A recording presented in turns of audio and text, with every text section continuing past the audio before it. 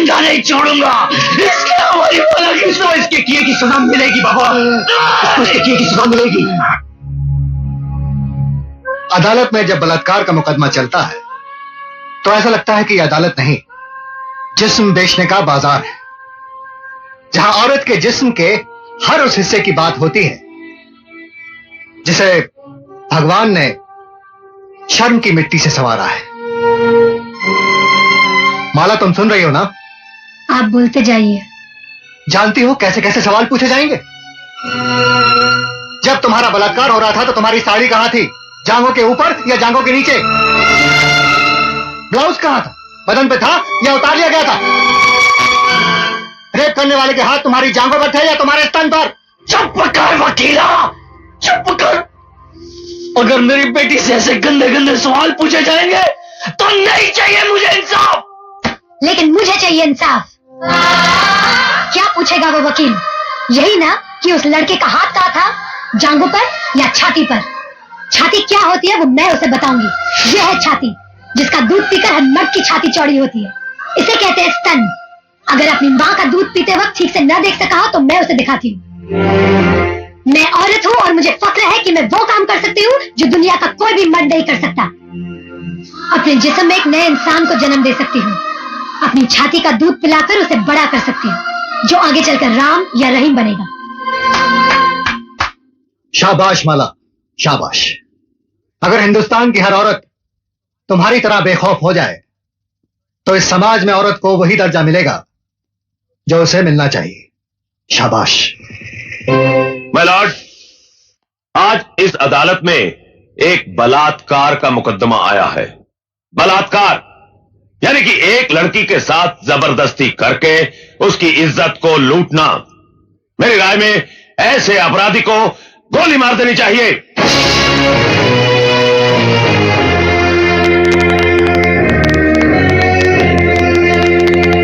अगर एक लड़की अपनी मर्जी से एक लड़के के साथ हम बिस्तर होती है और उसके बाद अपने कपड़े खुद ही फाड़ती है, अपने बाल बिखेरती है और अपने ही नाखूनों से अपने बदन पे निशान लगाकर चिल्लाती है, बचाओ बचाओ मेरा बलात्कार हो गया, तो क्या अदालत मान लेगी?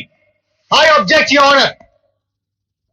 मेरे फाजिल दोस्त मिस्टर ज्ञान प्रकाश एफआईआर में दर्ज रिपोर्ट को झूठा कह रहे हैं। झूठी रिपोर्ट को झूठा कहना गलत नहीं है वकील साहब। रिपोर्ट लिखी किस पुलिस ऑफिसर ने थी माय लॉर्ड? उस पुलिस ऑफिसर ने जो सरदार करतार सिंह के कर्ज तले दबा है और बचपन में एक चोर था। इंस्पेक्टर खान, क्या ये सच है? माय लॉर्ड, दरअसल आप सिर्फ हां या ना में जवाब दीजिए। ये सच है। That's all your honour. जिस इमारत की नींव ही खोखली हो, उस इमारत का अंजाम क्या होगा? आगाज हुआ ही नहीं और आप अंजाम तक पहुंच गए वकील साहब। इस हादसे के चश्मदीद गवाह हैं योर ऑनर 40 मासूम छोटे छोटे बच्चे, जिन्हें ना ही आपकी बुलंद आवाज का खौफ है और ना ही किसी अंजाम की परवाह। आप फिक्र मत कीजिए वकील साहब, धीरे धीरे सबको बुलाऊंगा इस कटहरे में। माय लॉर्ड, सबसे पहले मैं मिस माला से कुछ सवाल पूछना चाहता हूं।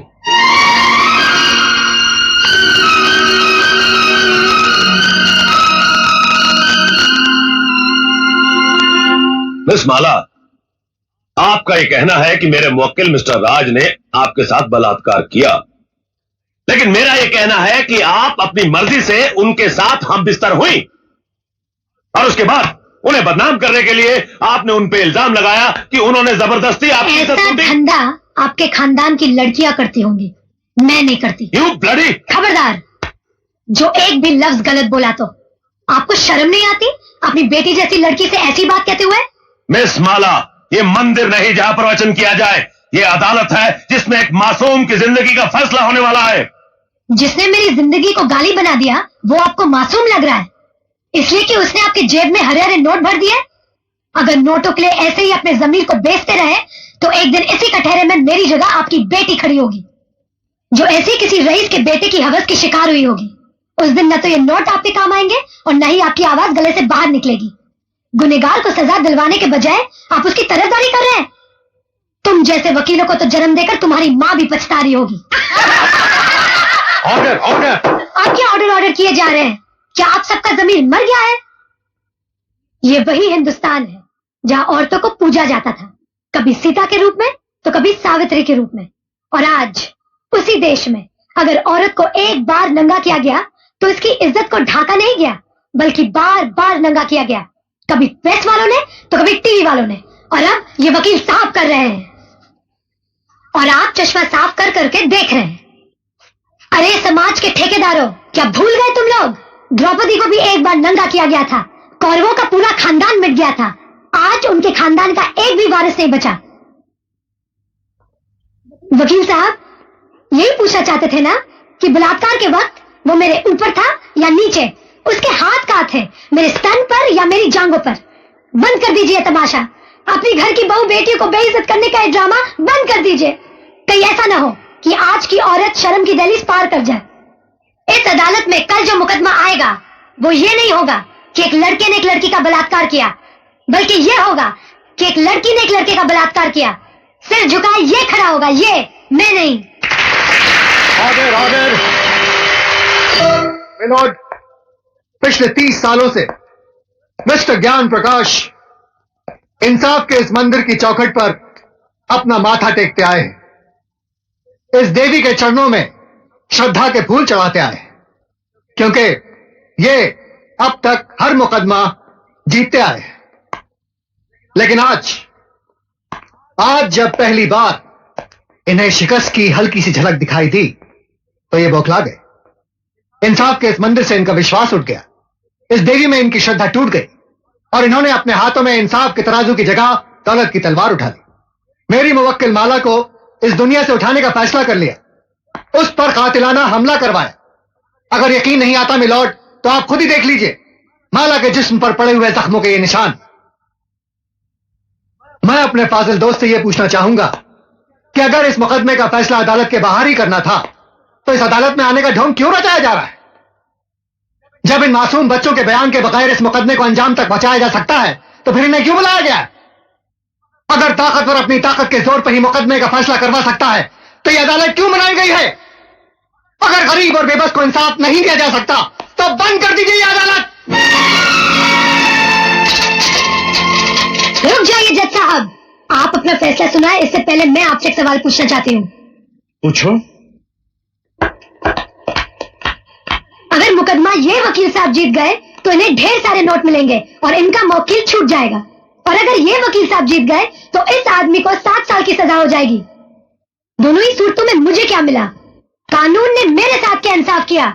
जो इंसान कानून की मर्यादा को तोड़ता है कानून ही उसे सजा देता है। मर्यादा मेरी तोड़ी गई है, कानून की नहीं। इज्जत मेरी लुटी है, कानून की नहीं। Order, order. क्या मैं माथे पे लगे इस कलंक के साथ जी सकूंगी? कौन थामेगा मेरा हाथ? कौन भरेगा मेरी मांग में सिंदूर? किसके नाम का मंगलसूत्र मैं पहनूंगी अपने गले में? अरे इस देश में तो सीता माँ को भी अग्नि परीक्षा के बाद माफ नहीं किया गया था, फिर मैं तो एक मामूली सी लड़की हूं। हर लड़की बचपन से एक ख्वाब देखती है कि एक दिन उसकी बारात आएगी, उसका राजा घोड़े पे सवार होकर उसे ब्याह कर डोली में ले जाएगा। पर मेरा ये ख्वाब ही रह गया। क्या मेरी बारात कभी नहीं आएगी? क्या मेरा राजा अब कभी नहीं आएगा? जज साहब, क्या मैं बिन ब्याही रह जाऊंगी? क्या मैं बिन ब्याही रह जाऊंगी?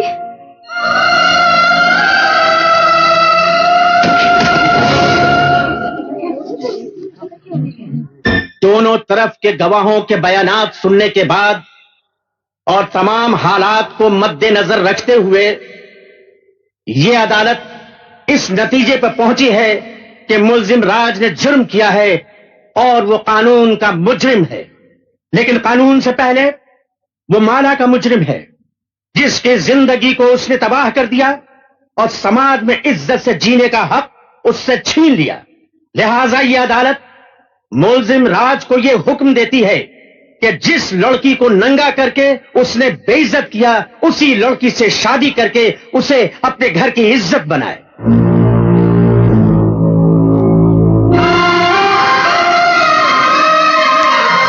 चौबीस घंटे के अंदर अंदर अदालत के इस फैसले की तामील की जाए।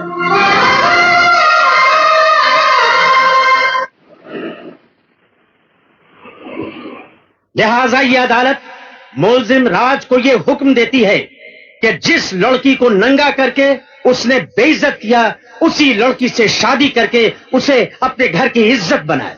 24 घंटे के अंदर अंदर अदालत के इस फैसले की तामील की जाए। मैं किसी भी कीमत पर उस लड़की को नहीं अपनाऊंगा। हाई कोर्ट में मुकदमा लड़ूंगा, सुप्रीम कोर्ट तक जाऊंगा। जाओ, जरूर जाओ। आज तो हम सिर्फ इस शहर में बेइज्जत हुए हैं, कल हमें सारे मुल्क में बेइज्जत करो और परसों सारी दुनिया में, ताकि वो लोग जिनकी आज तक हिम्मत नहीं हुई थी इस हवेली की तरफ आंख उठा के देखने की, घर में घुस आए और हमारे मुंह पे थूके हैं। तो क्या मैं दुनिया की परवाह करूं, अपनी जिंदगी की नहीं? उस मामूली लड़की से शादी कर लूं मैं? अब वो एक मामूली लड़की नहीं रही, अखबारों की सुर्खियां बन गई है। वो इस शहर के हर आदमी की बेटी बन चुकी है। वो तुम्हारी भलाई बस इसमें है कि तुम कोर्ट का ऑर्डर मान लो और उस लड़की से शादी कर लो, वरना ये घर तबाह हो जाएगा। मैं आपके लिए 7 साल की सजा काटने के लिए तैयार हूं, मगर उस लड़की से मैं हरगिज़ शादी नहीं करूंगा। जिस लड़के ने सुबह का सूरज तक न देखा हो, जिसे किसी चीज को हासिल करने के लिए कोशिश तक न करनी पड़ी हो, उसे क्या मालूम कि जेल की कोठरी क्या होती है, उसका अंधेरापन कैसा होता है। अगर आप नहीं चाहते कि मैं 7 साल की सजा काटूं, तो क्या उम्र भर की सजा भुगतूं उस लड़की से शादी करके, अपनी जिंदगी तबाह कर लूं? शादी तुम करोगे, लेकिन अपनी जिंदगी तबाह करने के लिए नहीं, बल्कि उसकी जिंदगी तबाह करने के लिए। हम समझे नहीं बहू। बाबूजी, अदालत से उसने अपने लिए जिंदगी नहीं, मौत मांगी है।